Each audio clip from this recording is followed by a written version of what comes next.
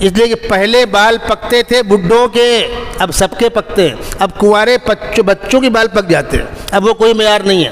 پہلے دانت گرتے تھے بوڑھوں کے، آنکھ کی بینائی جاتی تھی بوڑھوں کی، اب 5 سال کا بچہ چشمہ لگا ہوا ہے، دانت گل گئے، کیا ہوا؟ بچہ رویا، آنسو دیکھا نہیں جاتا، اس نے کہا ٹافی یہ لے، کمپٹ یہ لے۔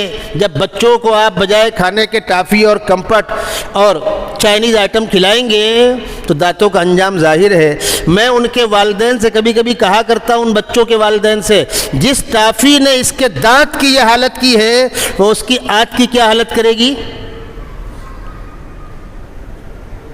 جس کمپٹ اور ٹافی نے دانت گلا دیے ہیں، ہڈی ہے ہڈی، وہ آنت کے ساتھ کیا سلوک کرے گی؟ لیکن بہرحال ایک شو ہے، فیشن ہے، بچوں کو ڈانٹنا مت، بچوں کو مارنا مت، حتیٰ کہ بعض لوگ مدارس کے اندر مکاتب جھگڑا کرنے آتے ہیں، مارا کیسے؟ صبر کرو، اس کو بڑا ہونے دو۔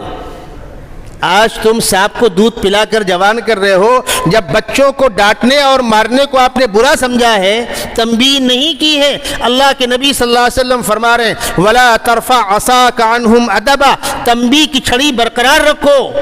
بچے کو معلوم ہونا چاہیے ہر بات نہیں مانی جائے گی، غلط کروں گا تو کمپٹ بھی پڑ سکتا ہے، تب بچے کی تربیت ہوگی۔ پہلے زمانے کے بادشاہ لوگ اپنے بچوں کی تربیت کے لیے الگ الگ استاد رکھتے تھے، گھوڑ سواری کا الگ استاذ، پہلوانی کا الگ استاذ، تعلیم و تربیت کا الگ استاذ، صحت کے خیال رکھنے کا الگ استاذ۔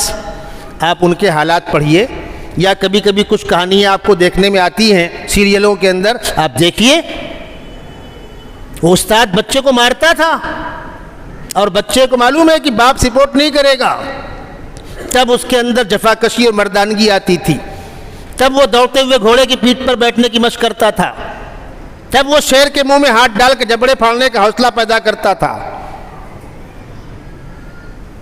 وہ ویسی تربیت تھی، ویسی جفاکشی تھی، ویسی محنت تھی۔